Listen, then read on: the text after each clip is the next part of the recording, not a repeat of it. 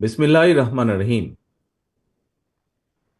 বাংলাদেশ জাতীয়তাবাদী দল বিএনপির বর্ধিত সভায় উপস্থিত বিএনপির জাতীয় স্থায়ী কমিটির সম্মানিত সদস্যবৃন্দ, উপস্থিত প্রতিনিধিবৃন্দ, সারা দেশ থেকে আগত বিএনপির ডেলিগেটবৃন্দ এবং সারা দেশে বিএনপির লক্ষ কোটি কর্মী, সমর্থক, শুভার্থী, শুভাকাঙ্ক্ষীবৃন্দ, আসসালামু আলাইকুম।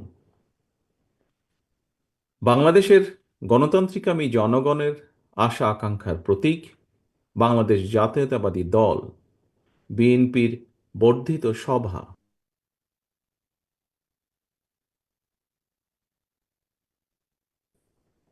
বিএনপির সর্বশেষ বর্ধিত সভা অনুষ্ঠিত হয়েছিল 2018 সালের 4 ফেব্রুয়ারি। সেই অনুষ্ঠানে প্রধান অতিথি ছিলেন mother of democracy Begum Khaleda Zia. ফ্যাসিবাদী শাসনকালে এরপর আর বিএনপির বর্ধিত সভা কিংবা কাউন্সিল অনুষ্ঠান করা সম্ভব হয়নি। চিকিৎসাধীন থাকায় দেশনেত্রী বেগম খালেদা জিয়া আজকের এই গুরুত্বপূর্ণ সভায় উপস্থিত থাকতে পারেননি। তবে তিনি এই সভার সাফল্য কামনা করেছেন। তিনি আপনাদের কাছে দোয়া চেয়েছেন। প্রিয় সহকর্মীবৃন্দ, দেশনেত্রীর শারীরিক সুস্থতার জন্য আমরা আল্লাহর দরবারে দোয়া কামনা করছি। এই মানুষটির সম্মোহনী ব্যক্তিত্ব আর সুদক্ষ নেতৃত্বে বিএনপিকে পৌঁছে দিয়েছিল সারা দেশের প্রতিটি গ্রামে, প্রতিটি ঘরে। আজকের এই বর্ধিত সভার শুরুতেই আমি বিএনপির প্রতিষ্ঠাতা, স্বাধীনতার ঘোষক, শহীদ রাষ্ট্রপতি জিয়াউর রহমানকে শ্রদ্ধার সাথে স্মরণ করতে চাই। তিনি একদলীয় অভিশপ্ত বাকশালের অন্ধকারচ্ছন্ন বাংলাদেশে জ্বালিয়েছিলেন গণতন্ত্রের আলো। মরহুম শেখ মুজিবুর রহমানের নিষিদ্ধ করা সকল রাজনৈতিক দলগুলোকে বাংলাদেশে রাজনীতি করার সুযোগ করে দিয়েছিলেন শহীদ জিয়া। জনগণের ভালোবাসায় ধন্য বিএনপির হাতে গণতন্ত্রের ঝান্ডা তুলে দিয়েছিলেন। প্রিয় সহকর্মীবৃন্দ, বিএনপির জন্ম থেকে আজ পর্যন্ত গণতন্ত্র প্রতিষ্ঠা এবং স্বৈরাচার বিরোধী ধারাবাহিক আন্দোলনে যারা শহীদ হয়েছেন, আহত হয়েছেন, স্বজন হারিয়েছেন, যেসব পরিবার নিদারুণ দুঃখ কষ্টের মুখোমুখি হয়েছেন, যাদের ঘাম, শ্রম, মেধায় বিএনপি আজ আপামর জনগণের কাছে দেশের সবচেয়ে বিশ্বস্ত রাজনৈতিক প্রতিষ্ঠানে পরিণত হয়েছে, আজকের এই বর্ধিত সভার শুরুতেই আমি তাদের প্রত্যেকের অবদানকে কৃতজ্ঞতার সঙ্গে স্মরণ করতে চাই। প্রিয় সহকর্মীবৃন্দ, সর্বোপরি 1971 সালের মহান মুক্তিযুদ্ধের লাখো শহীদ, দেশে গণতন্ত্র ও মানবাধিকার প্রতিষ্ঠার দীর্ঘ ধারাবাহিক সংগ্রামে যারা শহীদ হয়েছেন, 2024 সালের জুলাই আগস্টে তাবেদার অপশক্তির বিরুদ্ধে দলমত নির্বিশেষে স্বাধীনতা রক্ষার যুদ্ধের সাহসী বীর আবু সাইদ, ওয়াসিম, মুগ্ধ, রিয়া গোপ, আব্দুল আহাদ সহ বিএনপির 5 শতাধিকরও হাজারো শহীদ এবং আহত মুক্তিযোদ্ধাদের গভীর শ্রদ্ধার সঙ্গে স্মরণ করতে চাই। প্রিয় নেতৃবৃন্দ, হাজারো শহীদের আত্মত্যাগের মধ্য দিয়ে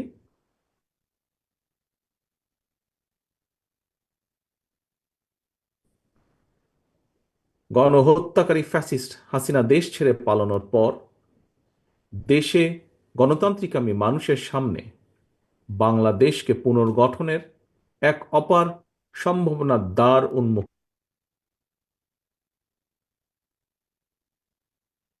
করার জন্য এরই মধ্যে যন্ত্র শুরু হয়েছে। সুকৌশলে সুকৌশলে রক্ত পিচ্ছিল রাজপথে গড়ে ওঠা জাতীয় ঐক্য এবং জাতীয় নির্বাচনের পরিবেশ বিনষ্টের অপচেষ্টা চলছে। জাতীয় ঐক্য এবং জাতীয় নির্বাচনের পরিবেশ বিনষ্টের চক্রান্তের বিরুদ্ধে আমি আজ দেশের কৃষক, শ্রমিক জনতা, আলেম ওলেমা, পীর মাশায়েখ তথা সকল শ্রেণী পেশার মানুষকে আপনারা আজ এখানে যারা উপস্থিত হয়েছেন, আপনাদের প্রত্যেকের মাধ্যমে তাদেরকে সতর্ক থাকার আহ্বান এবং অনুরোধ জানাই। যারা বাংলাদেশকে তাবেদার রাষ্ট্র বানিয়ে রাখতে চেয়েছিল, তাদের ষড়যন্ত্র কিন্তু এখনো থেমে নেই। সংস্কার কিংবা স্থানীয় নির্বাচন, এসব ইস্যু নিয়ে জনগণের সামনে এক ধরনের ধূম্র জাল সৃষ্টি করা হচ্ছে। রাষ্ট্র এবং রাজনীতিতে সংস্কার একটি ধারাবাহিক প্রক্রিয়া। বিএনপির কাছে সংস্কারের ধারণা নতুন কিছু নয়। সরকারে কিংবা বিরোধী দলে বিএনপি যখন যে অবস্থানেই দায়িত্ব পালন করেছে, জনগণের আকাঙ্ক্ষাকে ধারণ করে সময়ের পরিপ্রেক্ষিতে সব সময় রাষ্ট্র, সরকার ও রাজনীতিতে প্রয়োজনীয় সংস্কার করেছে বিএনপি এবং করার চেষ্টা অব্যাহত রেখেছে। 1975 সালের 7ই নভেম্বরের পরে দেশে বহুদলীয় গণতন্ত্র প্রতিষ্ঠা, সংবিধানে পঞ্চম সংশোধনের মাধ্যমে মুক্তিযুদ্ধের আকাঙ্ক্ষার প্রতিফলন, 1991 সালে দেশে সংসদীয় সরকার প্রতিষ্ঠা, এই সবই ছিল রাষ্ট্র রাজনীতির ময়দানে যুগান্তকারী সংস্কার। এছাড়াও বিভিন্ন মেয়াদে রাষ্ট্র পরিচালনার দায়িত্বে থাকাকালে বিএনপি সরকার স্কুল কলেজে বিনা বেতনে মেয়েদের শিক্ষার সুযোগ সৃষ্টি, রাষ্ট্র ও সমাজে মুক্তিযোদ্ধাদের যথাযথ মূল্যায়ন নিশ্চিত করতে মুক্তিযুদ্ধ মন্ত্রণালয় প্রতিষ্ঠা, বিশ্বের তথ্য প্রযুক্তির সঙ্গে তাল মিলিয়ে বাংলাদেশকে প্রস্তুত রাখতে বিজ্ঞান এবং তথ্য প্রযুক্তি বিষয়ক মন্ত্রণালয় প্রতিষ্ঠা, প্রবাসী বাংলাদেশিদের কল্যাণ নিশ্চিত করতে প্রবাসী কল্যাণ ও বৈদেশিক কর্মসংস্থান মন্ত্রণালয় প্রতিষ্ঠা, সবগুলোই ছিল রাষ্ট্র ও সরকারে কয়েকটি গুরুত্বপূর্ণ সংস্কার। প্রিয় সহকর্মীবৃন্দ, এই ধরনের আরো বহু সংস্কারের উদাহরণ আমরা উপস্থাপন করতে পারব। তবে ষড়যন্ত্রের পথ ধরে পলাতক গণহত্যাকারী স্বৈরাচার রাষ্ট্র ক্ষমতা দখলের পর সংস্কারের সকল পথ বন্ধ করে দেয়। বাংলাদেশকে চিরতরে তাবেদার রাষ্ট্রে পরিণত করে রাখতে গত 1.5 দশকে দেশের শিক্ষা ব্যবস্থাকে প্রায় ধ্বংস করে দিয়েছিল, দেশের প্রতিরক্ষা ব্যবস্থাকেও নাজুক করে তুলেছিল। টাকা পাচার আর লুটপাট চালিয়ে দেশের অর্থনীতিকে ভঙ্গুর করে দিয়েছিল। অকার্যকর করে দেওয়া হয়েছিল দেশের সকল সাংবিধানিক এবং বিধিবদ্ধ প্রতিষ্ঠান। জনগণের ভোটের অধিকারকে হরণ করে জনগণকে রাজনৈতিকভাবে ক্ষমতাহীন করে দিয়ে দেশের স্বাধীনতা সার্বভৌমত্বকে বিপন্ন করে তুলেছিল। এমন পরিস্থিতিতে রাষ্ট্র, সরকার এবং রাজনীতির গুণগত পরিবর্তনের লক্ষ্যে mother of democracy Begum Khaleda Zia 2017 সালে ভিশন 2030 দিয়েছিলেন। এরই ধারাবাহিকতায় 2022 সালে বিএনপি 27 দফা কর্মসূচি ঘোষণা করে। পরবর্তীতে গণতন্ত্রের পক্ষের রাজনৈতিক দলগুলোর সঙ্গে মত বিনিময়ের মাধ্যমে ঘোষণা করা হয় 31 দফা কর্মসূচি। এই 31 দফা নিয়ে বর্তমানে বিএনপির উদ্যোগে সারা দেশে চলছে জনগণের সঙ্গে সংলাপ। প্রিয় সহকর্মীবৃন্দ, রাষ্ট্র, সরকার, রাজনীতি এবং রাজনৈতিক দল মেরামতের জন্য 31টি হলেও দফা 31টি হলেও এর চূড়ান্ত লক্ষ্য একটি, এবং সেটি হলো একটি নিরাপদ, গণতান্ত্রিক, মানবিক বাংলাদেশ বিনির্মাণ। ঠিক তেমনই এর উদ্দেশ্য একটি, সেটি হলো রাষ্ট্র ও সমাজে জনগণের রাজনৈতিক এবং অর্থনৈতিক ক্ষমতায়ন নিশ্চিত করা। এটি নিশ্চিত করা না গেলে স্বাধীনতা, সার্বভৌমত্ব, গণতন্ত্র, নিরাপত্তা, সমৃদ্ধি কোনোটি টেকসই হবে না। রাষ্ট্রের স্বাধীনতা এবং নিরাপত্তার জন্য জনগণের রাজনৈতিক ক্ষমতায়নের কোনোই বিকল্প নেই। রাষ্ট্র এবং সমাজে জনগণের রাজনৈতিক ক্ষমতা নিশ্চিত করার পূর্ব শর্ত হল প্রতিটি নাগরিকের ভোট প্রয়োগের অধিকার বাস্তবায়ন এবং এ লক্ষ্যেই একটি রাজনৈতিক দল হিসাবে বিএনপি বারবার জনগণের ভোটে জনগণের কাছে দায়বদ্ধ সরকার প্রতিষ্ঠা করার লক্ষ্যে জাতীয় নির্বাচনের দাবি জানায়। একজন রাজনৈতিক কর্মী হিসাবে আমি বিশ্বাস করি আজ এবং আগামী দিনের রাজনীতিতে বিএনপির এই ৩১ দফা হচ্ছে একটি বৈষম্যহীন গণতান্ত্রিক মানবিক বাংলাদেশ প্রতিষ্ঠার সনদ। তবে এই ৩১ দফাই শেষ কথা নয়। সময়ের প্রয়োজনে রাষ্ট্র, সরকার, রাজনীতি ও রাজনৈতিক দলের সংস্কারের জন্য এই ৩১ দফাতেও সংযোজন বিয়োজনের সুযোগ রয়েছে। এমনকি বিএনপির ৩১ দফার সঙ্গে বর্তমান অন্তর্বর্তীকালীন সরকারের সংস্কার প্রস্তাবের খুব বেশি ইস্যুতে মৌলিক বিরোধ নেই। সম্মানিত নেতৃবৃন্দ, বিভিন্ন সময় জাতীয় নির্বাচন নিয়ে প্রধান উপদেষ্টার বক্তব্য জনমনে ইতিবাচক ধারণা সৃষ্টি করলেও জাতীয় নির্বাচন নিয়ে কোনো কোনো উপদেষ্টার বিভ্রান্তিমূলক বক্তব্য, মন্তব্য স্বাধীনতাপ্রিয় গণতান্ত্রিকামী জনগণের জন্য হতাশার কারণও হয়ে উঠেছে। অন্তর্বর্তীকালীন সরকারের প্রতি বিএনপি সহ গণতন্ত্রের পক্ষের সকল রাজনৈতিক দলের নিঃশর্ত সমর্থন থাকলেও সরকার এখনও তাদের কর্মপরিকল্পনায় অগ্রাধিকার নির্ধারণ করতে পারছে না বলেই মনে হচ্ছে। সারা দেশে খুন, হত্যা, ধর্ষণ, চুরি, ছিনতাই, রাহাজানি বেড়েই চলেছে। বাজার সিন্ডিকেটের কবলে পড়ে নিত্য প্রয়োজনীয় দ্রব্যমূল্য নিয়ন্ত্রণহীন। বর্তমান অন্তর্বর্তীকালীন সরকার এখনো মনে হয় দেশের আইন শৃঙ্খলা পরিস্থিতির উপরে সম্পূর্ণ নিয়ন্ত্রণ প্রতিষ্ঠা করতে পারেনি। সরকার যেখানে বাজার পরিস্থিতি কিংবা আইন শৃঙ্খলা পরিস্থিতির নিয়ন্ত্রণে কাঙ্ক্ষিত সাফল্য অর্জন করতে পারছে না, সেখানে জাতীয় নির্বাচনের আগে স্থানীয় নির্বাচন অনুষ্ঠানের নামে কেন দেশের পরিস্থিতি আরও ঘোলাটে করতে চাইছে, এটি জনগণের কাছে বোধগম্য নয়। গণতন্ত্রকামী জনগণ মনে করেন স্থানীয় নির্বাচন অনুষ্ঠিত হলে সেটি হবে সারা দেশে পলাতক স্বৈরাচারের দোসরদের পুনর্বাসনের একটি প্রক্রিয়া, যা সরাসরি গণ অভ্যুত্থান আকাঙ্ক্ষা বিরোধী। গণহত্যাকারী, টাকা পাচারকারী, দুর্নীতিবাজ মাফিয়া চক্রকে পুনর্বাসন প্রক্রিয়ার এই ফাঁদে বিএনপি পা দেবে না, বিএনপি পা দিতে পারে না।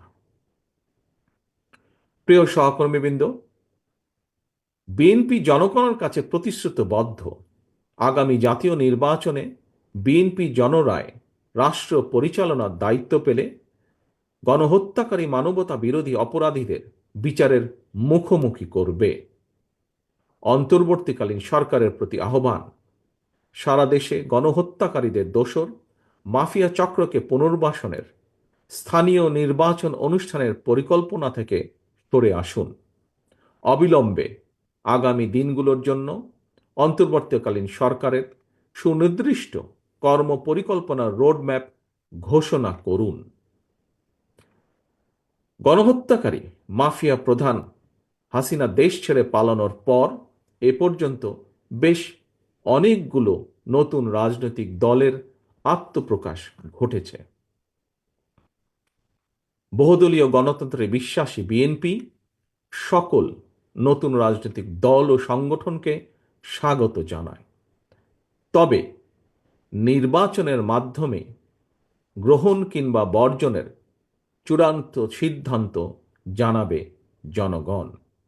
সুতরাং প্রতিটি দলের অংশগ্রহণ একটি অবাধ ও সুষ্ঠু নির্বাচন, জাতীয় নির্বাচন অনুষ্ঠানের লক্ষ্যে সবার আগে নির্বাচন কমিশনকে প্রস্তুত রাখতে হবে।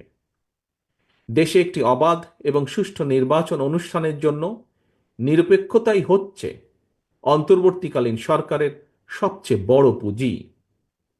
কিন্তু সরকারের নিরপেক্ষতা নিয়ে ইতিমধ্যেই জনমনে সন্দেহ, সংশয় সৃষ্টি হয়েছে। নিজেদের নিরপেক্ষতা বজায় রাখতে আমি বাংলাদেশ জাতীয়তাবাদী দলের পক্ষ থেকে অন্তর্বর্তীকালীন সরকারের প্রতি আরও সতর্কতা অবলম্বনের আহ্বান জানাই। প্রিয় নেতৃবৃন্দ, এবার আমি সারা দেশে বিএনপির নেতাকর্মী, বিশেষ করে এই বর্ধিত সভায় আপনারা যারা উপস্থিত হয়েছেন, উপস্থিত নেতৃবৃন্দের উদ্দেশ্যে কয়েকটি কথা বলতে চাই। দীর্ঘদিন থেকে আমি আপনাদের কাছে শারীরিকভাবে দূরে থাকলেও যোগাযোগ এবং কর্ম পরিকল্পনার মাধ্যমে আমি কখনোই আপনাদের কাছ থেকে দূরত্ব অনুভব করিনি। আমার মনে হয় এখানে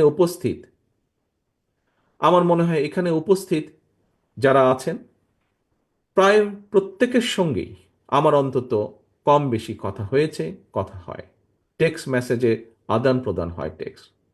তবে আজ এখানে আপনাদের সবাইকে একত্রে পেয়েছি, সেজন্য আমি অত্যন্ত সৌভাগ্যবান, অত্যন্ত আনন্দিত।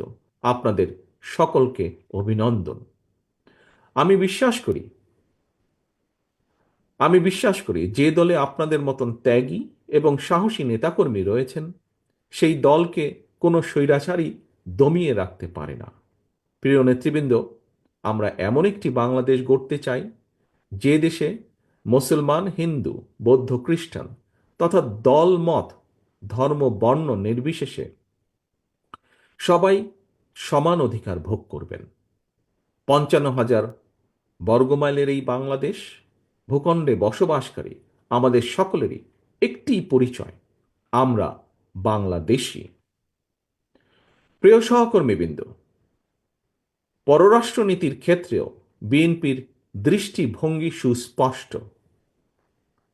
বিএনপি মনে করে বর্তমান বিশ্বে স্থায়ী শত্রুমিত্র বলে কিছু নেই, বরং একটি দেশের সঙ্গে অপর দেশের সম্পর্ক হবে পারস্পরিক স্বার্থ রক্ষা, প্রয়োজন এবং ন্যায্যতার ভিত্তিতে।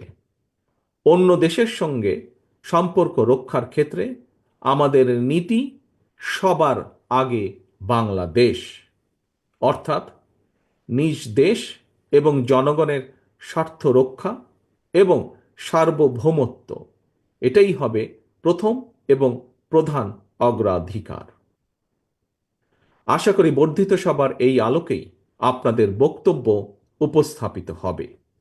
এই মুহূর্তে বিএনপি বাংলাদেশের সবচেয়ে বড় এবং জনপ্রিয় রাজনৈতিক দল। সুতরাং বিএনপির কাছে জনগণের যেমন আশা, ভরসা, প্রত্যাশা রয়েছে, একই সঙ্গে বিএনপির বিরুদ্ধে ষড়যন্ত্রকারীরাও কিন্তু থেমে নেই, তাদের চক্রান্ত থেমে নেই।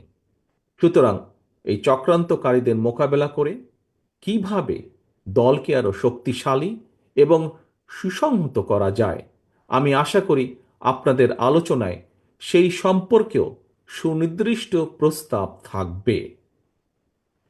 প্রিয় সহকর্মীবৃন্দ, সারা দেশে তৃণমূল পর্যায়ের কৃষক, শ্রমিক, দরিদ্র, মেহনতি, স্বল্প আয় কিংবা মধ্যবিত্ত, নিম্ন মধ্যবিত্ত, পাশাপাশি ছাত্রছাত্রী, তরুণ তরুণী তথা সকল শ্রেণীর পেশার মানুষের স্বার্থ রক্ষা এবং জীবন উন্নয়নে আপনাদের নিজ নিজ এলাকা ভিত্তিক কী ধরনের পদক্ষেপ নেওয়া যায়, আশা করি আপনাদের বক্তব্যে সেই বিষয়গুলো উঠে আসবে।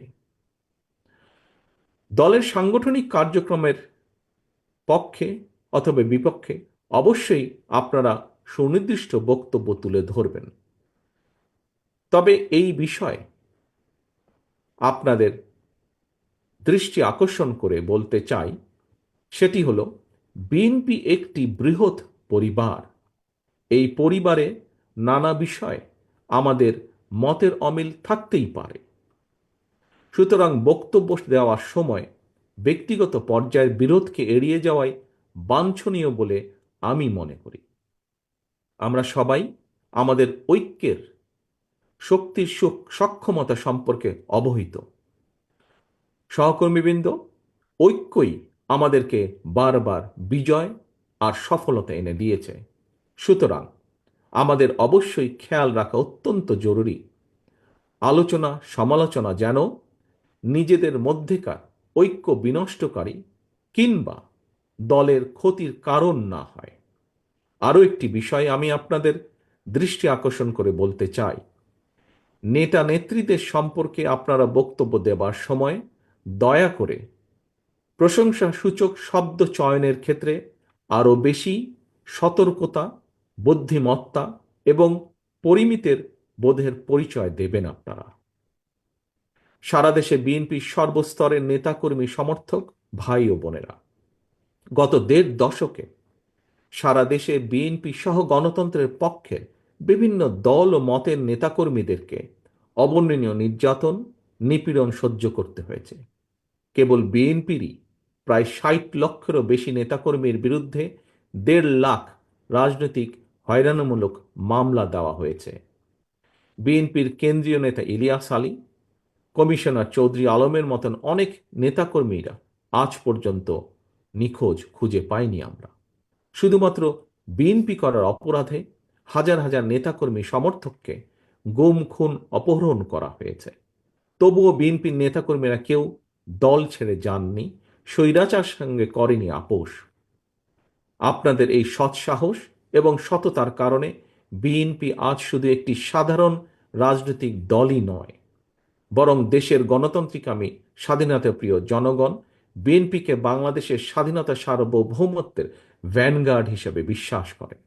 এটি একজন রাজনৈতিক কর্মীর জন্য নিঃসন্দেহে একটি বিরাট বড় প্রাপ্তি। এ কারণেই দলের সর্বস্তরের প্রতিটি নেতাকর্মীকে আরও বেশি দায়িত্বশীলতার পরিচয় দিতে হবে, আচরণে হতে হবে আরও বেশি সতর্ক এবং সংযত। তবে দেশের পরিবর্তিত পরিস্থিতিতে কোটি কোটি নেতাকর্মী সমর্থকদের এই বৃহৎ রাজনৈতিক দলের কোনো কোনো নেতাকর্মী হয়তো নিজের প্রতি সুবিচার করতে পারেননি। তাই আমি আপনাদেরকে আবারও বিএনপির প্রতিষ্ঠাতা, স্বাধীনতার ঘোষক শহীদ রাষ্ট্রপতি জিয়াউর রহমানের একটি বার্তা স্মরণ করিয়ে দিতে চাই। শহীদ জিয়া বলেছিলেন, ব্যক্তির চেয়ে দল বড়, দলের চেয়ে দেশ বড়। দলের প্রতি আপনাদের প্রতিটি নেতাকর্মীর দীর্ঘদিনের সীমাহীন ত্যাগ তিতিক্ষা আমি গভীরভাবে উপলব্ধি করি।